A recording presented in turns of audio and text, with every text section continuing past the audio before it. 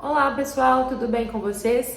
Meu nome é Isabela Lino, eu sou advogada e esse é o canal do Lino de Souza Advocacia. Esse canal é um canal feito com muito carinho para vocês, para a gente desmistificar o direito e explicar aí as relações jurídicas do cotidiano, do dia a dia e das coisas que estão saindo na mídia, as situações que estão em alta. Então fica aqui com a gente, se inscreva para estar sempre recebendo os nossos vídeos.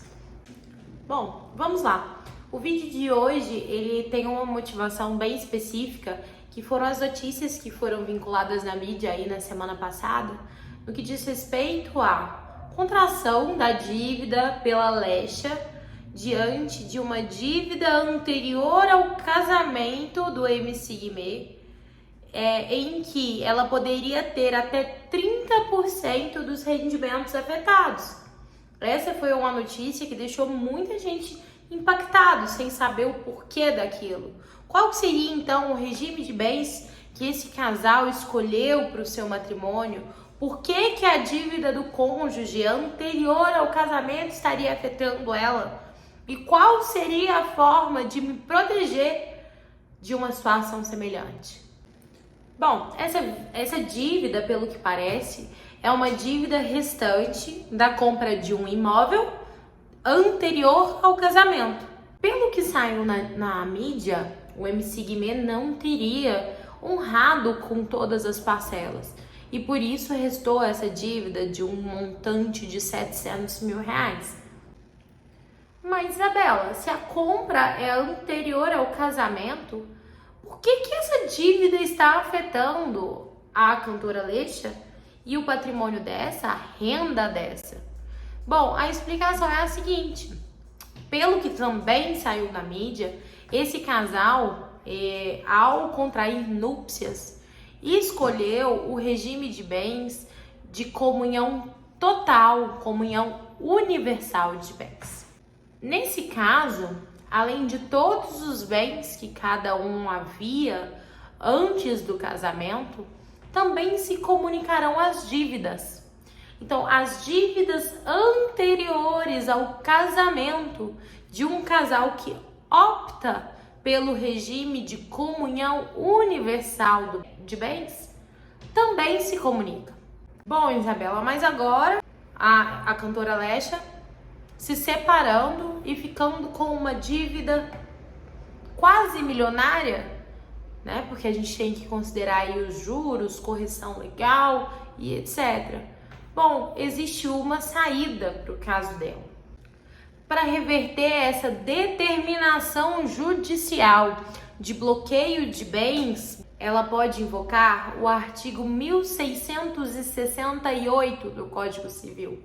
Esse artigo dispõe que serão excluídos da massa patrimonial do casal as dívidas anteriores ao casamento e que não tenham sido feitas em proveito daquela união.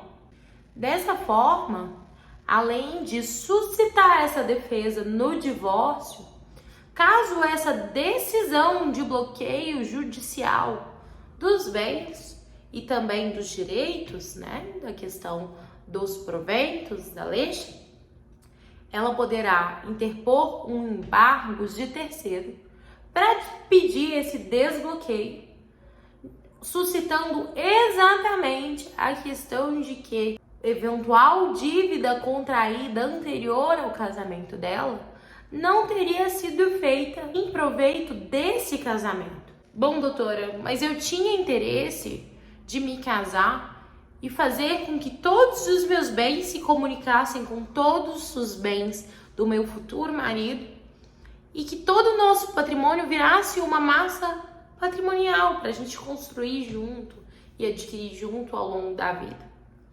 Eu vou sofrer o mesmo risco que a Alexa? Bom, é para isso que existe o planejamento matrimonial.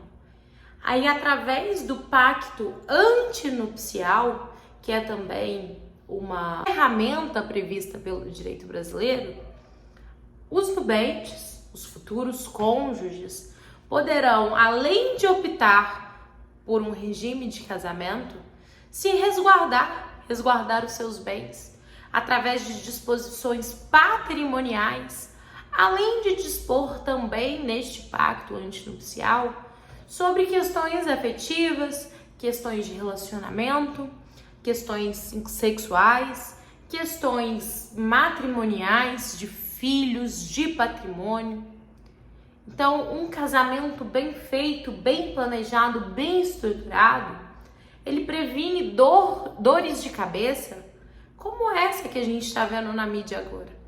E aí, para finalizarmos, é importante ressaltar e deixar bem claro para você que está assistindo esse vídeo, que além das questões patrimoniais na decorrência desse casamento, na constância desse casamento, o regime de bens pelo qual o casal opta, ele também trará consequências no momento da sucessão.